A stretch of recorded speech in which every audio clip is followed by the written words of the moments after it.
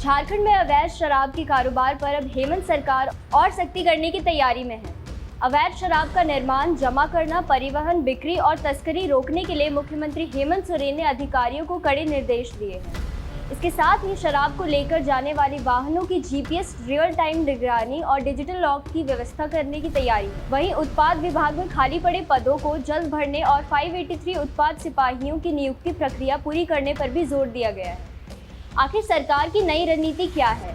अवैध शराब के कारोबार पर कैसे लगाम लगाई जाएगी और जीपीएस ट्रैकिंग के शराब के परिवहन की निगरानी कैसे होगी? आइए जानते हैं पूरी रिपोर्ट में। नमस्कार दर्शकों, आप देख रहे हैं डीएनपी इंडिया और मैं हूं आपके साथ शुभांगिनी सिंह। झारखंड में उत्पाद एवं मद्य निषेध विभाग के कामकाज को लेकर मुख्यमंत्री हेमंत सोरेन ने उच्च स्तरीय समीक्षा बैठक की। बैठक में विभाग की योजनाओं का प्रगति, राजस्व संग्रहण और राज्य में अवैध शराब के निर्माण, जमा करने की और तस्करी रोकने के लिए कार्रवाई के विस्तार में समीक्षा बैठक हुई।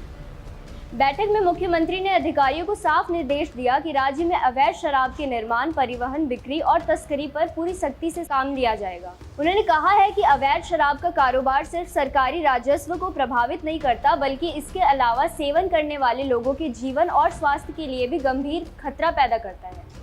ऐसे में इस अवैध कारोबार से जुड़े लोगों के खिलाफ जल्दी और प्रभावी कार्रवाई सुनिश्चित करना जरूरी होगा। अब बात करते हैं उत्पाद विभाग के राजस्व संग्रहण की। अधिकारियों ने बैठक में मुख्यमंत्री को बताया कि फाइनेंशियल ईयर 2025 से 26 के विभाग को 3,885.11 करोड़ के रुपए राजस्व संग्रह का लक्ष्य दिया गया था, लेकिन विभाग ने इस लक्ष्य को पार करते हुए 4,013.53 करोड़ रुपए का राजस्व अर्जित किया। वहीं चालू फाइनेंशियल ईयर 2026 से 27 के लिए 4,500 करोड़ के रुपए का राजस्व संग्रह का लक्ष्य निर्धारित किया गया है। अधिकारियों के मुताबिक जुलाई 2026 से मध्य तक विभाग 1,376 करोड़ रुपए का राजस्व संग्रह कर चुका है।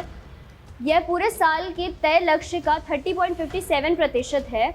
यानी सरकार की कोशिश एक तरफ राजस्व संग्रह को बढ़ाने की है और दूसरी तरफ अवैध शराब के कारोबार पर सख्ती करने की है। इसी कड़ी में अब उत्पाद विभाग की निगरानी व्यवस्था की आधुनिक तकनीक को इस्तेमाल बढ़ाने पर भी जोर दिया जा रहा है। मुख्यमंत्री ने अधिकारियों को निर्देश दिया है कि शराब के परिवहन के इस्तेमाल होने वाले वाहनों में जीपीएस ट्रैकिंग और डिजिटल लॉक की व्यवस्था सुनिश्चित की जाए। इससे इन वाहनों की रियल टाइम निगरानी की जा सकेगी। सरकार को यह जानकारी मिल सकेगी कि किन वाहनों को कौन से रास्ते से ले जाया जा रहा है और वो कहाँ रुक रहे हैं। यानी शराब के परिवहन की पूरी प्रक्रिया पर पहले से मुकाबले ज़्यादा बेहतर तरीके से नज़र रखी जा सकेगी। सरकार का मानना है कि आधुनिक तकनीक के इस्तेमाल से व्यवस्था में पारदर्शिता आएगी और अवैध गतिविधियों पर नियंत्रण करने पर मदद मिलेगी। लेकिन किसी भी विभाग की निगरानी व्यवस्था तभी मजबूत हो सकती है जब उसके पास पर्याप्त कर्मचारी हो। इसी को देखते हुए उत्पाद एवं मद्य निषेध विभाग में खाली पड़े पदों को जल्द भरने के निर्देश दिए गए हैं।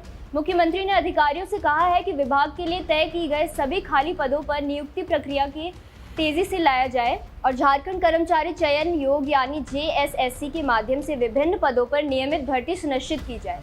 मुख्यमंत्री ने कहा है विभागीय योजनाओं और जिम्मेदारियों को प्रभावी तरीके से लागू करने के लिए पर्याप्त और योग्य कर्मचारी बेहद जरूरी है। खाली पदों की वजह से विभाग का काम किसी भी स्तर पर प्रभावित नहीं होना चाहिए। नियुक्ति प्रक्रिया समयबद्ध तरीके से पूरी हो, इसमें पारदर्शिता हो और गुणवत्ता का भी पूरा ध्यान रखा जाए। बैठक में अधिकारियों ने जानकारी दी कि JSSC के माध्यम से चयनित 583 उत्पाद सिपाहियों की नियुक्ति पात्र देने पर भी प्रक्रिया अंतिम चरण में है। यानी इन 583 उत्पाद सिपाहियों की नियुक्ति से विभाग की निगरानी और एनफोर्समेंट व्यवस्था को और मजबूती से मिलने की उम्मीद है। इसके साथ ही मुख्यमंत्री ने उत्पाद विभाग के गोदाम निर्माण कार्यों में स्थानीय आदिवासी समुदाय को प्राथमिकता और सहयोग देने के निर्देश दिए हैं। सरकार का मानना है कि इसके स्थानीय स्तर पर रोजगार के अवसर पैदा होंगे और ग्रामीण अर्थव्यवस्था को भी मजबूती मिलेगी। बैठक में शराब के अलावा स्पिरिट की खपत को लेकर भी चर्चा हुई। अधिकारियों को निर्देश दिया गया है कि राज्य के स्पिरिट की वर्तमान और भविष्य की मांग की पूरी जानकारी जुटाई जाए। इसके कारखानों में इस्तेमाल होने वाले राजस्व बढ़ाने की संभावनाओं का भी आकलन किया गया और इसके आधार पर एक ठोस कार्य योजना तैयार की जाए। वहीं राज्य में अलग अलग प्रकार की शराब बनने से जुड़ी नीतियां तैयार करने पर भी निर्देश दिए गए हैं। इसके अलावा कारखानों में इस्तेमाल होने वाली अल्कोहल के लिए नियम बनाने और लेबल रजिस्ट्रेशन की प्रक्रिया को भी आसान बनाने पर भी जोर दिया गया है।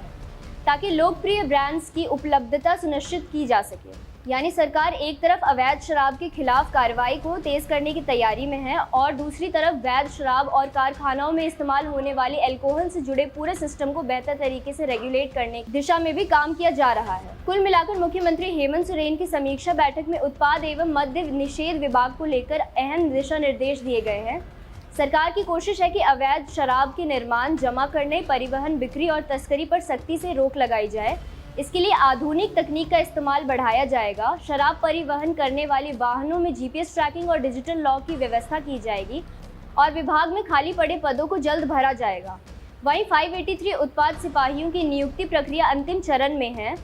पिछले फाइनेंशियल ईयर में तय लक्ष्य से ज्यादा राजस्व संग्रह करने के बाद अब चालू फाइनेंशियल ईयर के लिए 4500 करोड़ रुपए का लक्ष्य रखा गया है। इसके साथ ही स्थानीय आदिवासी समुदाय के रोजगार से जोड़ने, स्पिरिट की मांग और कारखानों में इस्तेमाल का अध्ययन करने पर नई नीतियां तैयार करने पर भी जोर दिया गया है। अब इन सभी निर्देशों को जमीन पर कितनी तेजी से लागू किया जाएगा ये आने वाला समय बताएगा, लेकिन इतना जरूर है कि झारखंड सरकार अब उत्पाद एवं मद्य निषेध विभाग में सख्त इन्फोर्समेंट, मॉडर्न टेक्नोलॉजी, बेहतर मॉनिटरिंग और पर्याप्त मैन पावर के जरिए व्यवस्था को मजबूत करने की दिशा में आगे बढ़ रही है। और इसी के साथ दर्शकों, इस पूरे मुद्दे में आपकी क्या राय है हमें कमेंट सेक्शन में ज़रूर बताइएगा। अगर आपको हमारी यह रिपोर्ट पसंद आई हो तो वीडियो को लाइक करें और शेयर करना ना भूलें। साथ ही DNP इंडिया को सब्सक्राइब जरूर करें। नमस्कार।